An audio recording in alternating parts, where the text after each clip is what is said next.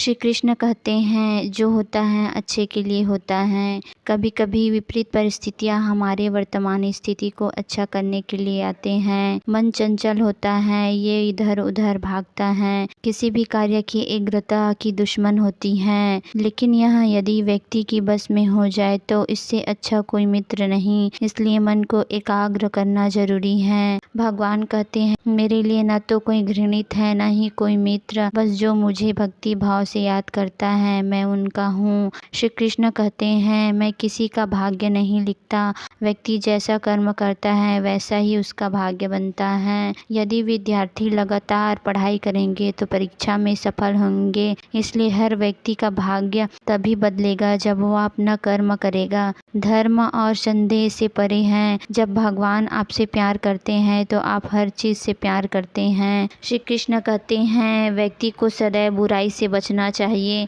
अगर कोई बुरा कर्म करता है तो वो कर्म आपको अपने जीवन में ही भोगना पड़ता है। जिस प्रकार बछड़ा झुंड में अपनी माँ को ढूंढ लेता है, वैसे ही कर्म का फल आपको हजारों भीड़ में ढूंढ लेता है। ईश्वर कण कण में निवास करते हैं। छोटे से छोटे जीव के हृदय में ईश्वर का वास होता है। उस जीव को कष्ट का अनुभव होना ईश्वर को कष्ट का अनुभव कराता है। अर्थात किसी जीव को कष्ट देकर अपने ईश्वर को कैसे खुश देख सकते हो। जो व्यक्ति सदा हंसता खेलता मुस्कुराता रहता है, अगर वह अपने स्वभाव से भिन्न हो जाए अर्थात चुप गुमसुम उदास हो जाए तो समझना उसके हृदय में एक दर्द है। उस दर्द ने उसको कमजोर बना दिया है। जिस व्यक्ति के पास संपूर्ण ऐश्वर्य वैभव धन दौलत सब है मगर संतुष्टि नहीं है तो उस धन दौलत का कोई अर्थ नहीं है। जिसके पास संतुष्टि है वो थोड़े में ही संतुष्ट रहता है। जब आप कोई अच्छा या बुरा कार्य करते हो तो आपको लगता है कोई नहीं देख रहा है,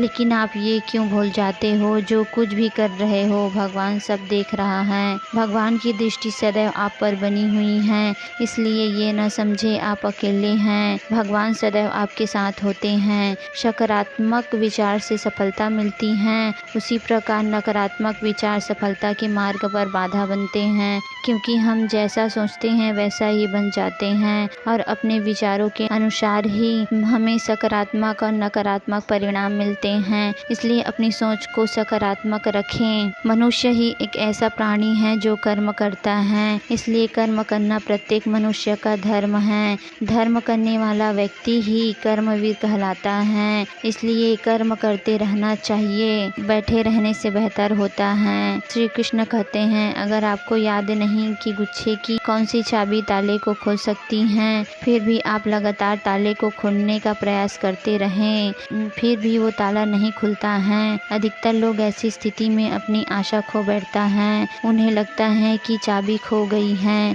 और वह तिलमिला जाता है, परंतु उस समय धैर्य रखे, क्योंकि गुच्छे की अंतिम चाबी ताला को खोल सकती है। कुल्हाड़ी का अंतिम प्रयास वृक्षों को काटकर गिरा देता है, परंतु क्या यह सत्य में कुल्हाड़ी का अंतिम प्रयास वृक्षों को काटकर गिरा देता है, आपको आपका लक्ष्य दिला देता है? नहीं, आपका निरंतर प्रयत्न ही आपको सफलता दिलाता है। जब आपका मन निराश हो, अपने कार्य में दुगनी उत्साह से जुड़ जाइए, क्योंकि सफलता का मूल मंत्र है परिश्रम, प्रयास और आशा। श्री कृष्ण कहते हैं आपको अपना जीवन धैर्य और भगवान पर विश्वास के साथ अपना जीवन व्यतीत करना चाहिए। लोग अक्सर सच कहने से डरते हैं या बचते हैं, पर सत्य कभी छुप नहीं सकता, न ही कभी मिट सकता है। हम कितना भी छुपा ले, एक दिन सच तो उजागर ही हो जाएगा। इसलिए जो बात सच पर आधारित हो उसे कहने या बताने से कभी नहीं डरना चाहिए। लोग अपने शरीर को सुंदर बनाने में लगे रहते हैं, पर आत्मा की सुंदरता शरीर की सुंदरता से कई ज्यादा महत्वपूर्ण है। शरीर तो नाश्वर है, मिट्टी से बना है और मिट्टी में ही मिल जाता है, पर आत्मा अमर है, इसलिए आत्मा की सुंदरता पर ध्यान दो। आत्मा की सुंदरता स्वयं को भगवान में लीन करने से मिलती है। जो अज्ञानी व्यक्ति होता है वह यह गलतफहमी पाल लेता है कि मैं करता हूँ, सभी कार्य मेरे द्वारा किए जा रहे हैं। ऐसे में उसमें अहंकार घर कर लेता होता है, परंतु इसी संसार में जो कुछ हो रहा है भगवान की इच्छा से हो रहा है। अज्ञानता के कारण जब व्यक्ति में अहंकार जन्म लेता है तो उसका पतन होना निश्चित है।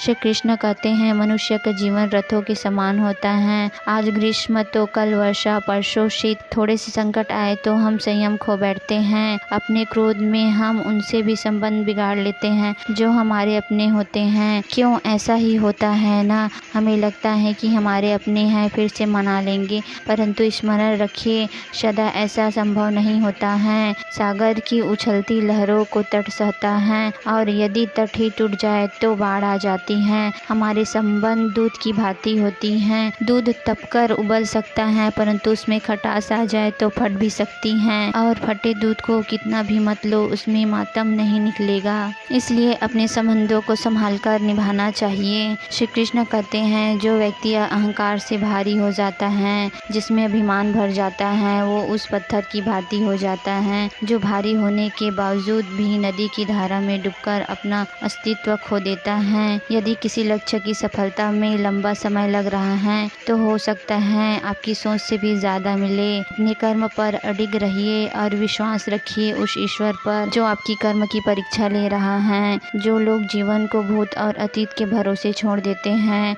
उन्हें श्री कृष्ण सावधान करते हैं। जीवन का अर्थ न भूत है न ही भविष्य है, जीवन का अर्थ वर्तमान है। इसलिए वर्तमान में अपने जीवन का आनंद उठाइए। श्री कृष्ण कहते हैं सब कुछ करो जो तुम्हें करना है, लेकिन लालच से नहीं, अहंकार से नहीं, गलत तरीकों से नहीं, बल्कि प्रेम, करुणा और दया से करो। श्री कृष्ण कहते हैं नरक के 3 द्वार हैं, काम, क्रोध, लोभ। ऐसे व्यक्ति के लिए नरक के द्वार सदा खुले होते हैं, अर्थात ऐसे व्यक्ति को नरक में जगह मिलता है। मनुष्य सब कुछ चाहता है पर उसे सब कुछ नहीं मिल सकता। जो आपसे अलग हो गए हैं उसके लिए निराश मत रहो। भगवान कहते हैं मैं सभी प्राणियों के हृदय में स्थित आत्मा हूँ। मैं ही सभी प्राणियों का आदि, मध्य और अंत हूँ। समय एक सा नहीं रहता। अगर आज दुख है तो कल दूसरों का आदर नहीं करता, परंतु वह एक बात भूल जाता है कि उससे भी अधिक शक्तिशाली कोई है, वह है समय है। समय अपना चक्र कब बदलेगा यह कोई नहीं जान सकता।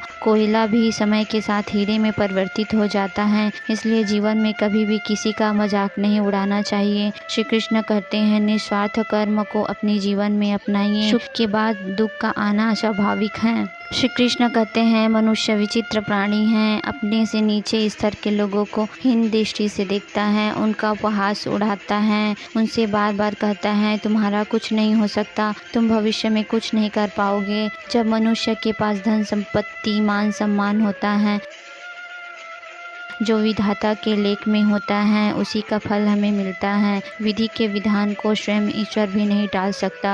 जिस व्यक्ति के पास आपके लिए मान सम्मान और कद्र न हो उसके साथ रहना व्यर्थ है। वे सदैव आपके लिए शत्रुता का भाव रखते हैं। ऐसे व्यक्ति के साथ रहने से अच्छा है आप अकेले रहें। इस जीवन में अधिक सरल होना भी अनुचित है। जो सरल और सीधे होता है लोग उनका ज़्यादा फायदा उठाता है। अच्छी किस्मत के लोग थोड़ा भी बुरा होने पर भगवान को खोजते हैं और बुरी किस्मत के लोग थोड़ा सा भी अच्छा होने पर भगवान का स्मरण करते हैं और धन्यवाद करते हैं। प्रभु अपने भक्तों की सदैव परीक्षा लेते रहते हैं। इस परीक्षा में भक्तों को अनेकों कष्टों का सामना करना पड़ता है। सामान्य लोग इसे अपना दुख मानकर इसे पीछा छुड़ाते हैं। वही साधक और प्रभु प्रेमी उसकी इच्छा मानकर उसका सामना करते हैं। लोग कहते हैं अपनों के आगे झुकने में कोई बुराई नहीं है। उन्हें ये मालूम होना चाहिए जो सच में अपने होते हैं वे कभी झुकने नहीं देते हैं। श्री कृष्ण कहते हैं आपने चुंबक को देखा ही होगा कैसे वो लोहे को अपने ओर आकर्षित करता है, क्योंकि उसके स्वभाव में ही आकर्षण है। हम सबके भीतर एक ऐसा ही चुंबक होता है, विचारों का चुंबक, जो सदा